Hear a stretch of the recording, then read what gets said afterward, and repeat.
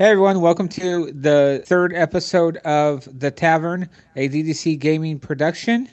I'm Diggs, and this is my co pilot. Captain Morgan. Hello, everybody. Tonight we're going to be talking to you guys about Destiny. Hoorah. Captain, go ahead and start us off with a little information on what Destiny is about. Right on. Yeah, kick it off with some background on the story. Basically, it's based on humanity, and humanity comes in contact with something called the Travelers, this huge sphere. It shows up and just starts evolving and uh, and and terrascaping our solar system. Unfortunately, after it spawns a golden age, it's followed by the darkness, which is the villain of the series. The darkness brings down humanity, brings it to its knees. And the only reason humanity survives it is because of the Traveler. The Traveler protects one section of Earth with its shields. And after a while, humanity gathers itself up and builds a city right underneath the Traveler. And that is known as the last city on Earth. And from there, they start researching and going back into their history towards the golden age and finding all that lost technology and to go back and start retaking their solar system. So that's the premise of the game. You play a guardian, a super badass with special powers and heavy loaded guns, going out and kicking ass and making sure that not only do you recover the lost sections of the Traveler, you're researching that and the mysteries behind it, getting that technology back, but you're also fighting off and retaking the colonies around the solar system. So, Destiny is a shared world shooter, the first of its kind. It's an action adventure game where you're both main character and the creator of the story. Um, I really like this the way Bungie and Activision went with this game. To me, it's going to be very unique, and Yeah, just the storyline itself looks amazing. And I like how that you create the story yourself as you go. Kind of reminds me of a fable, like how you change your out course, but at the same yeah, time, it's this game is it's like I said earlier, it's the first of its kind, and I believe this is going to be off the charts. yeah. Well, it draws a lot from the current gaming history. You know, it's got some Fable in it, some Borderlands, some Too Human. Even though that was a big flop, it was a great story. And um, I really believe that Destiny draws heavily from Norse mythology. What with the all-seeing time traveler and the guardians and knights. It seems very reminiscent of, and that's awesome, reminiscent of Norse mythology. I love it. One thing before we move too far along, I really want to give a shout out to Activision because they have gone out on a very thin limb with this game and with Bungie. Seeing as this is Bungie's first development since Halo, since they left Microsoft, um, they have really been a good guy in the gaming industry in dealing with Bungie. Bungie owns Destiny, unlike their dealings with Microsoft. Microsoft bought the Halo franchise, and then Destiny worked for Microsoft. So when they broke off, when the contract was over, Bungie moved away but lost Halo. When the 10-year contract with Activision is up, Bungie can leave if they want to, and they get to leave with Destiny. Um, so while they share some development control, they don't own the game, which I think is a pretty awesome thing to do. And yes, and it was very wise of Bungie to make sure that happened that way because uh, Right. Bungie still has some hard ties with Microsoft, and I'm very glad that they were able to work out any issues and stuff because originally this was going to be for a PC and PlayStation 4 game only, and Yeah. Microsoft had to kiss some butt to get back into the game, and I believe that was wise of Microsoft. Yeah. You can tell there's still some hard feelings there because Bungie is releasing the beta on the PS4. Actually, I think it's out now. on the I PS4. believe it was last week, and it started. Yeah, and we're not going to get to see it on the Xbox One until I think it's the 16th.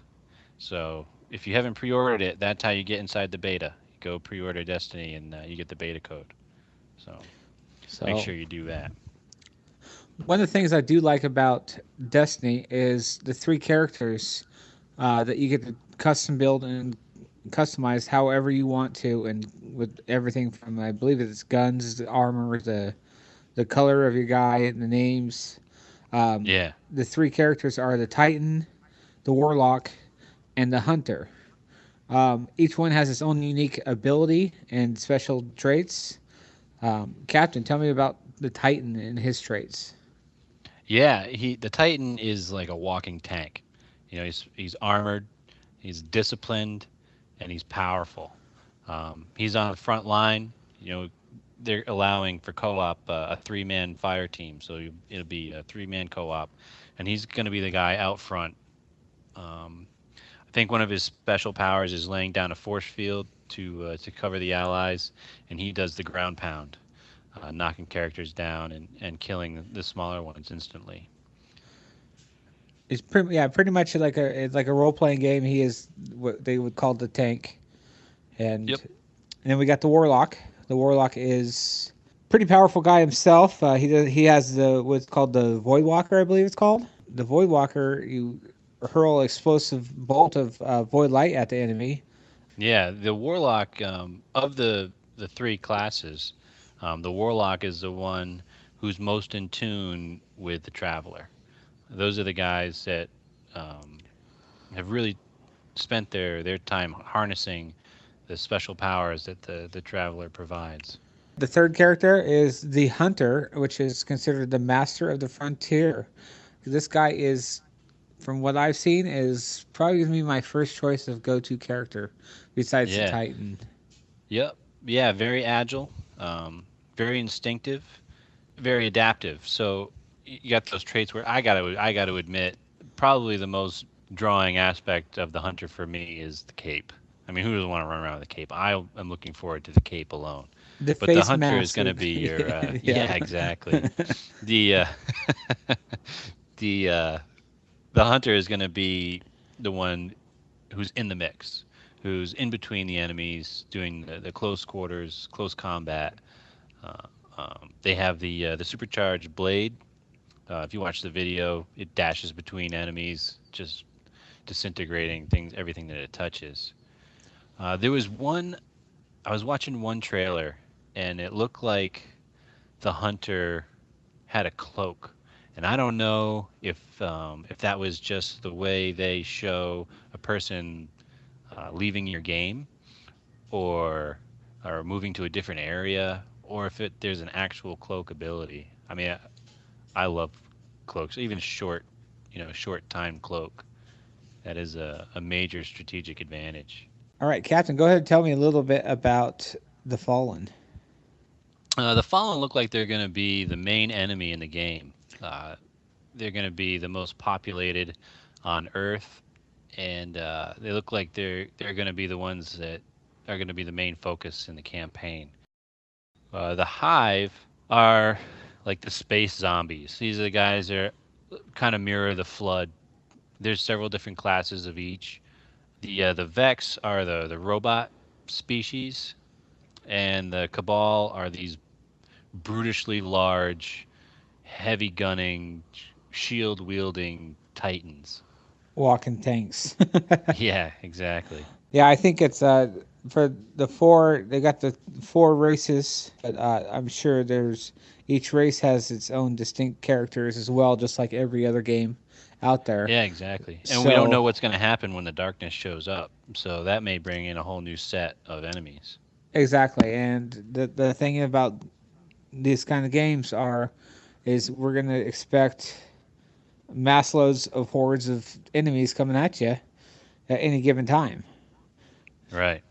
Yeah, and when you're running around the world, part of the co-op experience are these public events where you will encounter anywhere a public event where boss or mini boss type enemies drop in, and then you battle them as a community. Got a devil walker.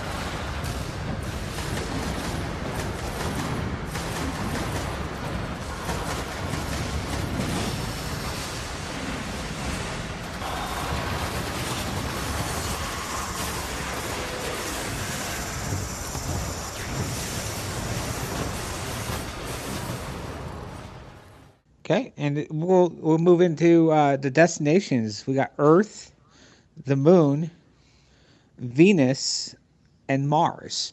Um, and I guaranteed probably down the road you might see some other planets in the added, DLCs. Probably Right. different planets and new characters to and new enemies to face up against. Uh, Yeah, exactly. Especially since down the series, in Destiny 2, 3, and possibly 4. Um, I don't know. I don't see why they couldn't leave the solar system. I mean, it's a galaxy-based game. The Traveler came from across the galaxy, so I don't see why they couldn't extend the maps, outside of our solar system. exactly, and they did mention that this is going to be a pretty much never-ending storyline. Right. So as long as you keep playing, there's more and more enemies to look forward to down the road, and same with characters, and I'm sure new weapons and new armor abilities and stuff along the way Yeah, to look weapons forward and to. armor. That's where they're really drawing from what the creators of Borderlands did. I mean, Borderlands had almost a limitless amount of weapon combinations, and they're doing the same thing in Destiny. Different guns, different scopes, different additives to each gun, and then the same thing for armor. So there's going to be a lot of looting.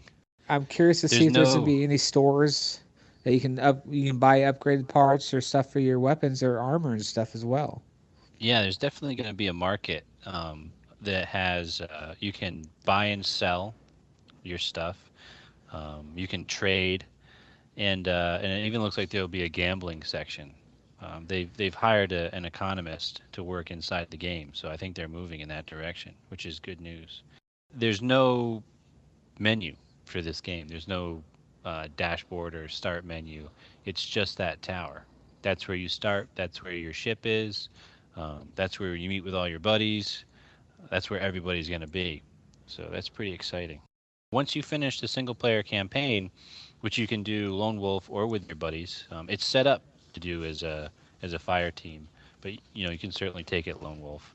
Once that's over, there's still raids you can do, which are set up for post story players because they're going to be very difficult. There'll be lots of enemies. You're going to need to be ready for team based combat, and that's pretty exciting because I would have to imagine they at the end of that they'd have some pretty serious loot to recover. Yeah, the rewards they say are going to be well worth it, especially for the harder the enemy, the better stuff you're going to be coming out with and Right. stuff. Um, I can only imagine what this game is going to be like. The graphics on this thing are amazing, and Yeah, I'm they're hoping pretty they stick pretty nice. with what they have for graphics wise that resembles the gameplay as well. Because I know it's always disappointing when you see a video game and be like, "Wow, those graphics are amazing," and then you go into gameplay and the gameplay is Mickey Mouse style gameplay. It's like, Oh, yeah, exactly.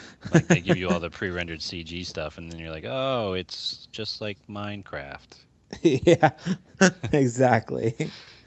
Well, Captain, what else do you have for us on Destiny? All right, so as the areas go, Earth is Earth. It's post-apocalyptic. It's been destroyed, except for the city underneath the Traveler. The areas you'll be visiting uh, are taken over by nature.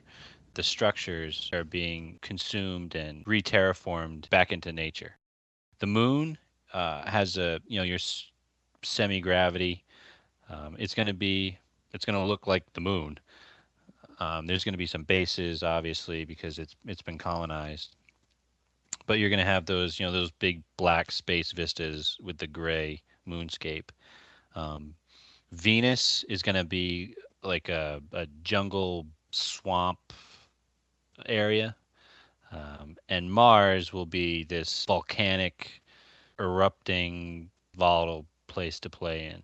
and those are going to be the four vistas. Those are the ones that they've released so far. Let's talk about some vehicles. Vehicles in Destiny are take twofold. You got the spaceship, which ports in the tower, which you can design however you want. I mean, it's a spaceship, but you can put your logo on it. You can change the colors. You can make it your own. Out of that spaceship drops your speeder bike, which you use to traverse long distances on the ground. Looks like there might be some speeder bike combat, and you can steal some enemy vehicles. The Fallen have a speeder bike, which has a front loaded cannon, which is that's promising for the vehicle shootouts. I'm looking forward to that. There are some other vehicles. The There are some tanks, some spider-like tanks. The Cabal have two types of tanks. Um, so this is kind of what we have. I don't know.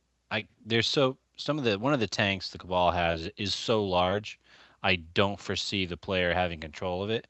It's more like a scarab.